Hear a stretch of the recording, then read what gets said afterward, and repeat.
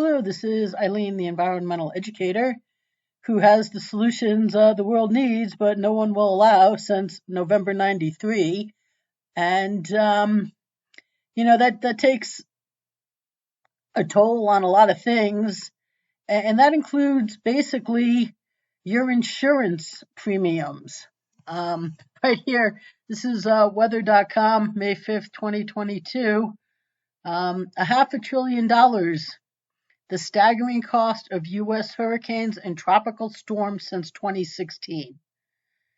So that is, it says 2020 hurricanes were stronger because of climate change. Now, of course, it's all climate change, but um, it says the stretch began with Hurricane Matthew in 2016 and went through Hurricane Nicholas in 2021.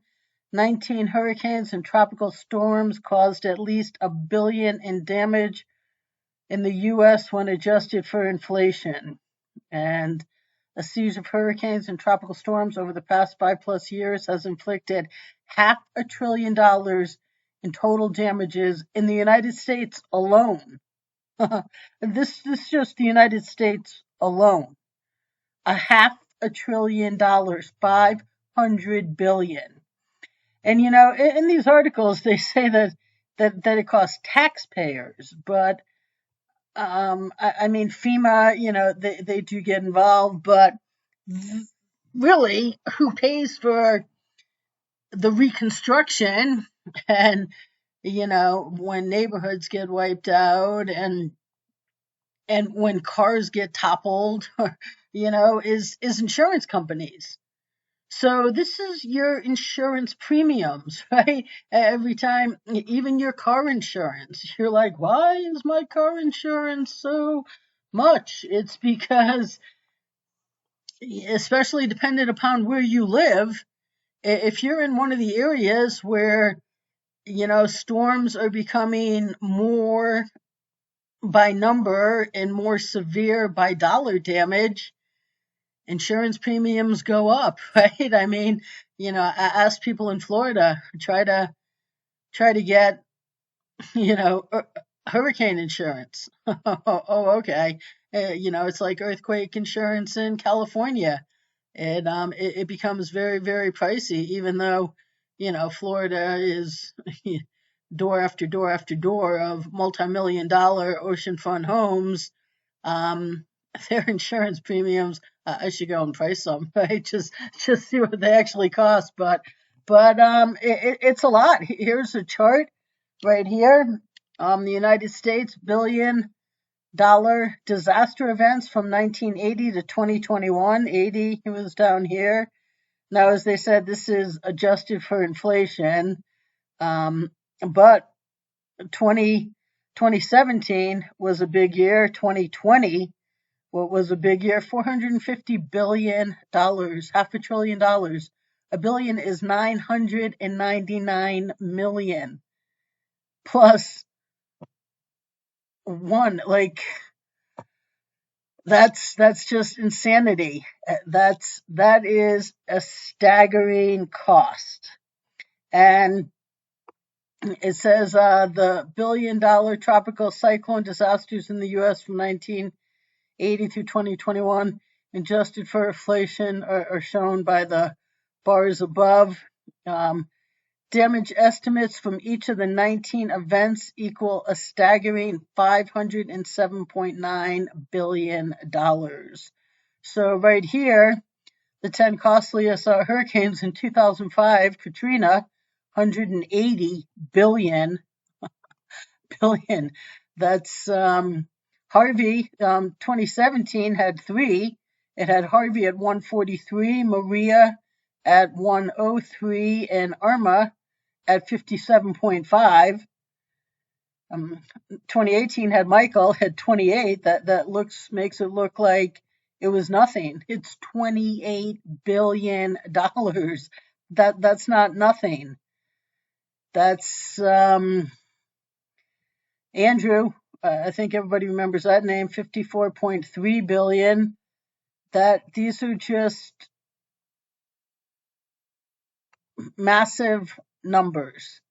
In addition to the damage tally was the death toll. Puerto Rico, Maria in Puerto Rico in 2017 took 2,981 lives. 16 of the 18 other billion-dollar U.S. storms since 2016 claimed a combined 542 lives. The deadliest was Irma with 97 killed. So it says the past 6 Atlantic hurricane seasons have been more active than usual. And forecasters expect the 2022 hurricane season to be active yet again due to a lack of El Nino. So great. Great. If you're wondering why your insurance costs so much, it's because of all these storms and all the damage that they do. And, they said that now this is weather.com, that report here. This is American Progress, September 1, 2021. Extreme weather cost U.S. taxpayers $99 billion last year alone, and it's getting worse. Now, I'm a little iffy on this here because taxpayers, is that just FEMA costs and responding to the disasters by local agencies? It doesn't really say. Does that not include, the rebuilding and all of the insurance costs?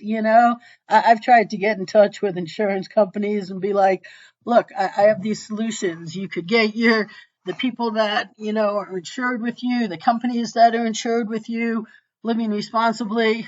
you can't get to insurance people.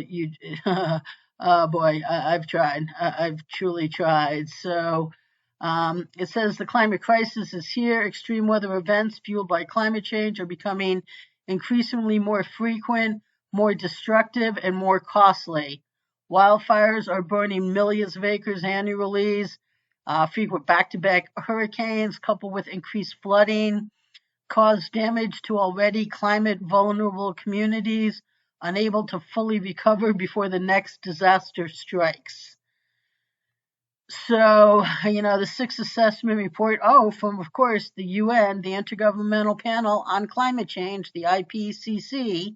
And if you've, seen my videos, the United Nations is one of the people that has prevented the solutions the world needs since the 90s. I believe 95, I think, is the first email that I can find that I have to them. They are on my big distribution that I send out routinely. They're out there promoting Greta, but they're refusing to end global environmental illiteracy so that we all live responsibly. That's the solution, because the problem is each individual's irresponsible actions. And times 7.5 billion people on the planet, it adds up. And if we just change our irresponsible actions to responsible ones, it's problem solved. It's not big business that's the problem. Okay, it's individuals living irresponsibly, just our disposable society. And, leadership by example, that would be great. No environmental leader actually lives a responsible life. And hemp, you never hear them talking about hemp. No. Again, in these articles that I brought up here for this, it's all clean energy. Clean energy. It says extreme weather in the U.S. has increased in frequency and severity. The average costs associated with extreme weather events in the United States have increased steadily since 1980. I think this has, it says many of the changes in climate that are fueling extreme weather are locked in, but there still is a window of time in which to take urgent action to transition to 100% clean energy economy and stop additional worse effects from happening. Really? Clean energy? Because clean energy is last on the needed agenda. Why? Because it's still years to a decade or more out in the future, but the first five on the environmental educator agenda are achievable immediately and would have already solved our problems had the United Nations or any environmental voice or any government or any environmental organization allowed solutions since November of 93. And they just all won't. But now, of course, as always, now is always, every one of their reports for decades, now is the time to take urgent action. Michael Moore, last week he put out a Facebook post. We need immediate new leadership and solutions. I'm like, hey, Mikey, this is it. Have I heard from him? No. Will I keep bothering him? Yes. Will I hear from him? Oh, and expose Albie and everybody he's idolized forever? I don't know. But I'll keep trying because I have the urgent action.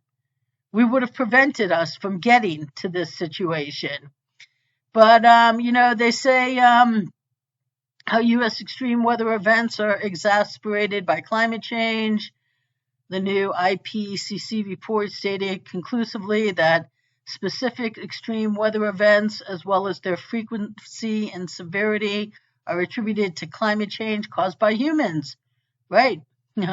Below are the different categories of extreme weather events that NOAA considers each year as part of its analysis of damage, along with a brief explanation of how each is being exacerbated by a warmer, wetter climate. So, you got the hurricanes and the tropical cyclones, and climate change is fueling more frequent, intense, and damaging hurricanes and cyclones. Warming ocean temperatures lead to more evaporation, creating wetter conditions perfect for heavier rainfall and stronger winds. Okay, but will we allow solutions? No. Then flooding. Flooding, whether it's from rainstorms or a lot of hurricanes, it's not just the winds that gets you, it's the flooding that gets you when it just rains for days and days and days and days. So, flooding and inland flooding, such as flash floods, are the third most frequent billion-dollar extreme weather event that the United States experiences, following severe storms and hurricanes or tropical cyclones. So inland flooding is the leading cause of death attributed to tropical cyclones. Right, because they move inland and they just keep dropping their rain and things flood and flood and flood. And then severe storms. NOAA's severe storm category encompasses events in which instances of tornadoes, high winds, and or hail may occur. Man, was it Texas like last week, 2 weeks ago? The size of the hail, it was inches big. It was, I thought about doing, a video about it. You can't do a video about everything, but hail, it's a damaging force that comes down at, I've never read it, how many miles per hour, but all you have to be is in a car or, somewhere where it's pelting up along the side of the building and you are just hearing it and you're in a car and you're like, oh my God, please windshield stay intact through this storm. It's, hail is very intense. In 2020 alone, these storms made up 59% of the year's 22 extreme weather events and cost $34.8 billion. That's a lot from just severe storms, tornadoes, high winds, and hail. That's and then drought and heat waves.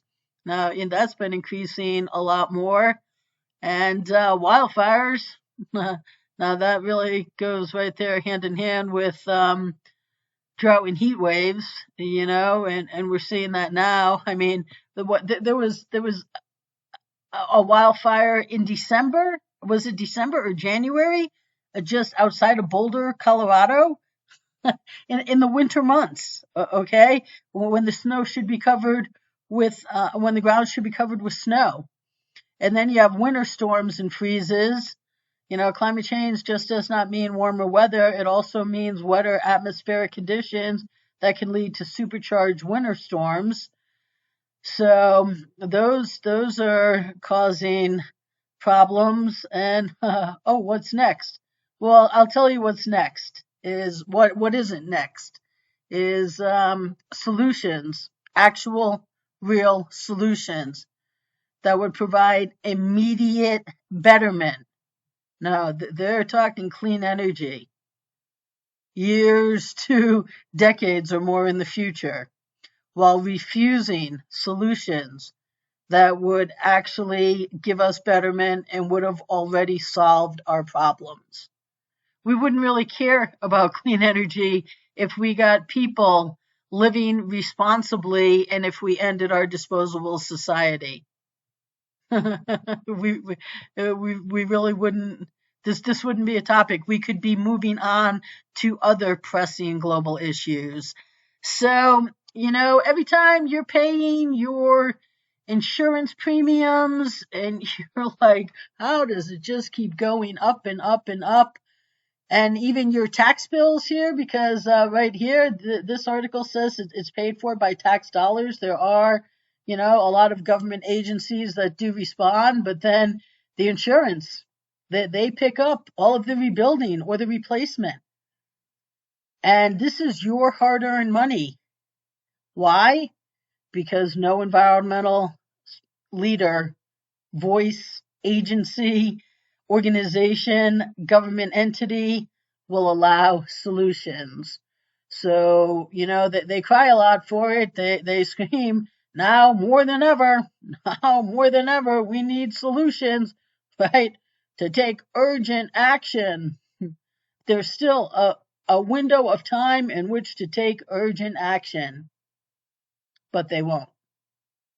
And so it's costing you a lot of money, because this isn't the government's money. It's not the insurance company's money. Where do they get their money from? People. It's your money. Okay?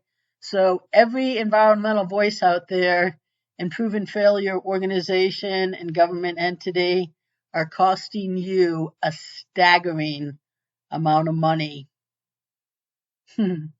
Because they just won't allow solutions. So stay tuned, people.